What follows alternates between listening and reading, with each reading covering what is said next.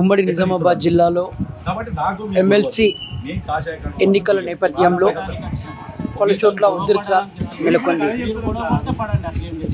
నగరంలోని ముబారక్ నగరంలో కాషాయం కండువా కప్పుకొని వచ్చిన బీజేపీ కార్యకర్తలు పోలీసులకు మధ్య వాగ్వాదం కొనసాగింది.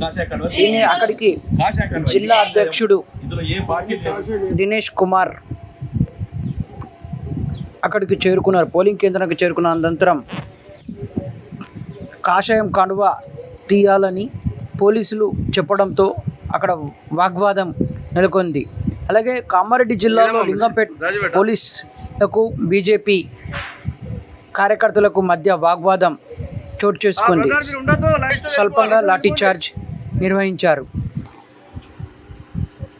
మరికొన్ని చోట్ల ప్రశాంతంగా ఎమ్మెల్సీ ఎన్నికలు కొనసాగాయి. కామారెడ్డి, బోధన్, ఎల్లారెడ్డి, బాన్స్వాడ, జుక్కల్, ఆర్మూర్, బాల్కొండ, కమ్మర్పల్లి, మోర్తాడ్ తదితర ప్రాంతాల్లో ప్రశాంతంగా కొనసాగింది.